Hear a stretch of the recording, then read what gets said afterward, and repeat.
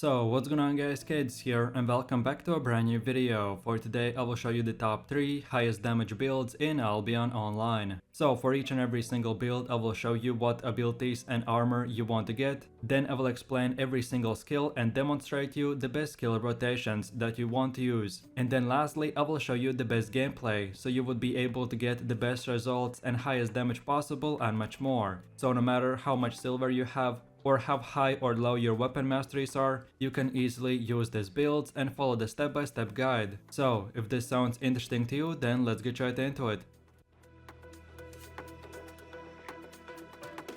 So then moving over to the first build, which is the light crossbow, and we chose this weapon because it's high damage over time. The gameplay itself will be very simple and you will not have to worry much about stacks. And unlike the other crossbows, the one-handed crossbow will give you a wide versatility for PvP and PvE. So if you are looking for one of the highest damage builds in Albion Online for all type of content, then this is the one for you. So then moving over to the build itself, and for the weapon we want to go with the light crossbow. Then for your Q spell you want to pick the second option, then for your W pick the second option as well, and then lastly for your passive go with the well prepared, which is the second option. Then for your offhand you want to get the creep candle, then for the helmet you want to use the assassin's hood and pick the third ability and first passive. Then for the chest armor go with the cultist robe and pick the third ability and first passive. Then for the boots go with the royal sandals and choose the third ability and second passive. Then for your cape you want to pick the Thetford cape, and then lastly for your consumables you want to go with the poison potions and beef stew. Okay, so now let's go over to the gameplay where I'll show you the best way to play this build and how to get the best results possible. So for the first Q spell we have the explosive bolt, which will fire an explosive shot dealing bunch of damage to the enemies in 3-meter range. So you just simply press the Q button and whenever your mouse cursor is that direction, the shot will be fired. Then the second skill, which is the W, is called the Southern Shot, which will shoot a debuff arrow that decreases the enemy's resistance, and you can only shoot this ability by locking on the enemy. Then for the third skill, which is the E button, we have a skill called the Exploding Shot, and this will shoot a sticky bomb dealing bunch of damage at the start, and then after 2 seconds the real explosion will happen and deal even more damage. And again you can lock on the target so you can't miss the skill, and the explosion will do damage in 5-meter radius, so you can use it to AoE farm mobs. Then moving over to the R skill, which is called the Cultist Robe, and this ability will make your character regenerate health and energy, while at the same time giving you damage resistance. Then the next skill is called the Meditation, and this will increase your cooldown rate by 80% while channeling the ability. And then lastly for your F ability we have the Defenseless Rush, and when activating the skill it will increase your movement speed by 75% and increase your damage by 15%. The only downside for this ability is that when you activate it, your defenses are lowered by 13%. So usually we won't use this ability when we are about to deal a bunch of damage. And then not to forget about our consumables and cape passive. So for our Thetford cape we will do a bunch of damage every 15 seconds when we auto attack the enemy. So don't forget to keep on using auto attacks when the rest of your abilities are on cooldown. Or just remember to keep on watching this cooldown on the top left corner of your character icon. Then for the fame farming and general PvE we use poison potions, so if you don't have that much silver use poison potions only for bosses, or if you have a lot of silver then use them as much as possible. And then last but not the least, keep on using your food every 30 minutes, which again is located in the top left corner of your screen. So with all of this said, let's move over to the rotation. And PvE and PvP basically work the same way for this build. In PvP you may only want to save your potions and chest armor ability, which is the R skill, but for PvE I recommend to use it as often as possible. So then for your rotation at the beginning of the fight you want to activate the F ability, then use the W skill, and then use the E ability. Then from here we activate our D ability, then when that is done channeling we use again the W and E, and in the meanwhile while most of our skills are on cooldown we use auto attacks and the Q skill as much as possible. And then lastly, if we ever get low health or need some defenses, then we use our R ability. So let's see what we did in this rotation. But first of all, using the F ability, we give ourselves 15% damage increase. And then we use the W plus E combo, because the W will do damage and lower the resistance of enemy. So then by using the E ability right after, we will increase our damage even more and do very high DPS numbers. Then after that is done, by then using the D skill, we will channel it, and every second it will lower our cooldowns by a lot. So then very quickly we'll be able to do the W plus E combo again, and then lastly, while our main skills are on cooldown, we use the Q and auto attacks as much as possible for just extra damage, and that's about it. So in a quick summary, if you're looking for a top tier player build that will do very high damage and you can use it for solo or group PvP and PvE, then this is the one for you, so have fun. So then moving over to the second weapon, which is the one-hand dagger. And if we take a look at the pure damage numbers, then this weapon from all daggers does the highest DPS, but unlike the first build, you have to be more careful when playing this one, and instead of doing damage over time, you will do quick damage in few seconds. So again, if you're looking for one of the highest damage builds in the entire game, then this is the one for you. So then moving over to the build, and for the weapon, we want to go with the dagger. So for your Q, you pick the second option, then for your W, pick the last fifth option. And then lastly, for your passive, go with the deep cuts, which is the first option. Then for your offhand, you want to go with the torch. Then for the helmet, you want to use the royal helmet and pick the third ability and second passive. Then for the chest armor, go with the hunter's jacket and pick the third ability and first passive. Then for the boots, go with the royal sandals and choose the third ability and second passive. Then for your cape, you pick the Tetford cape. And then lastly, for your consumables, you want to go with the poison potions and dead water eel stew. But then for the alternatives, specifically for PvP, I would recommend to switch the cape for Bridgewatch cape, and then lastly on your dagger only for PvP, you want to go with the fourth W.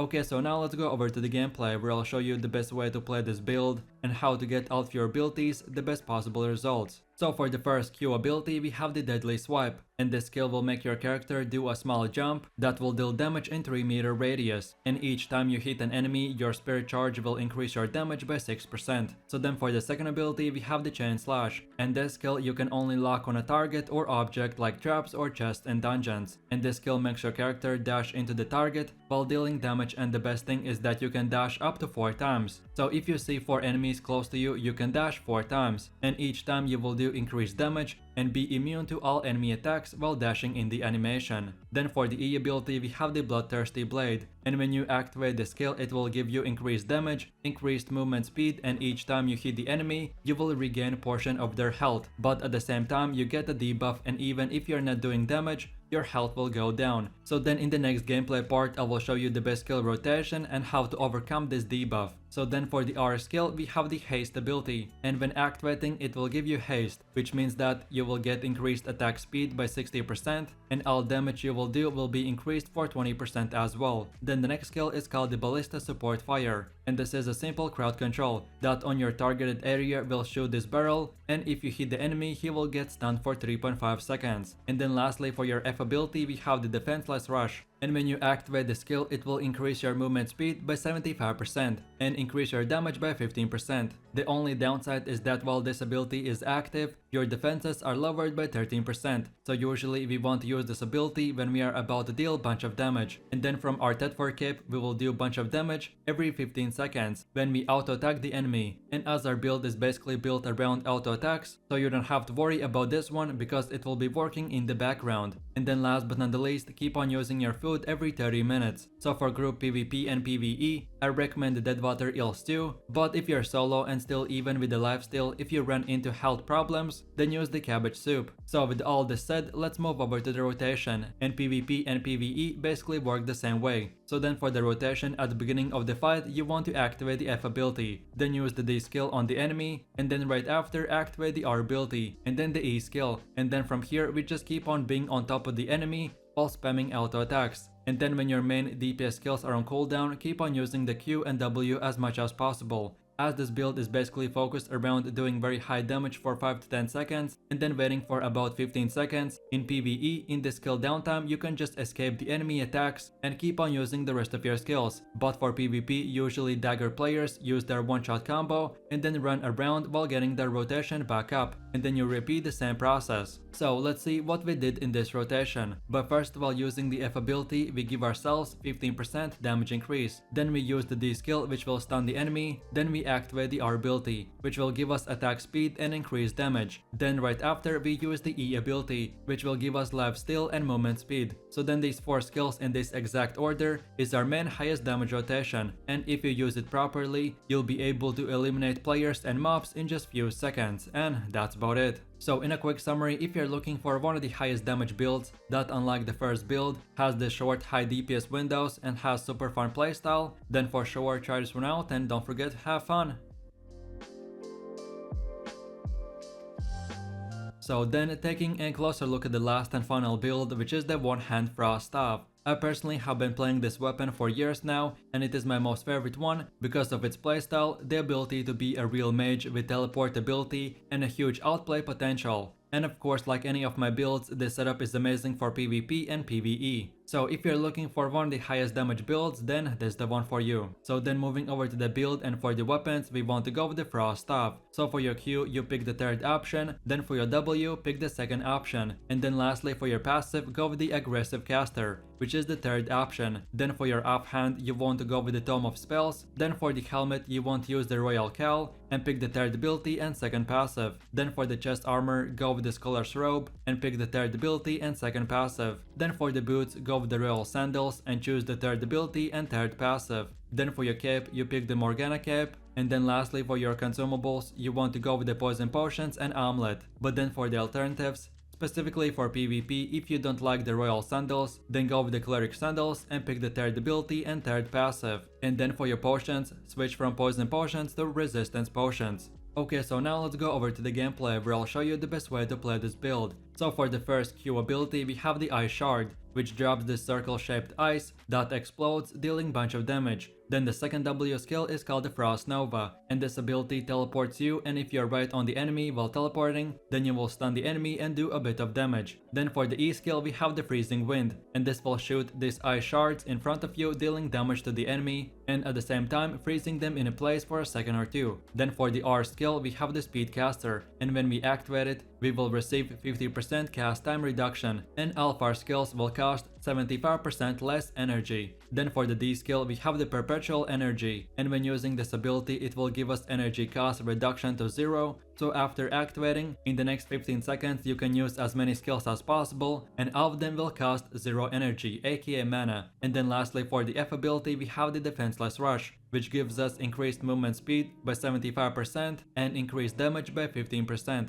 Then as far as your cape goes, it will give us a passive that when you use your E ability, it will automatically activate this cape, which will give us an additional 50% cast time reduction. So with all this said, let's move over to the rotation, and for PvP and PvE, it basically works the same way. So then for your rotation at the beginning of the fight, you want to activate the F ability, then activate the D skill, and then use the E ability. And then from here, we just spam the Q button as much as possible. Then when you see that your speed slows down, activate the R ability again and just keep on spamming your Q button. Then when our abilities get on cooldown in the meanwhile, we keep on using the W and Q spell, and then when our main skills are back up, we repeat the same rotation. So let's see what we did in this rotation. But first of all, using the F ability, we give ourselves plus 15% damage increase. Then we use the D skill, which makes all of our abilities cost 0 energy, and then we use the E skill that activates our cape, and we spam our Q button for very quick and easy damage. Then when that slows down, it means that our cape effect ends. We activate the R skill,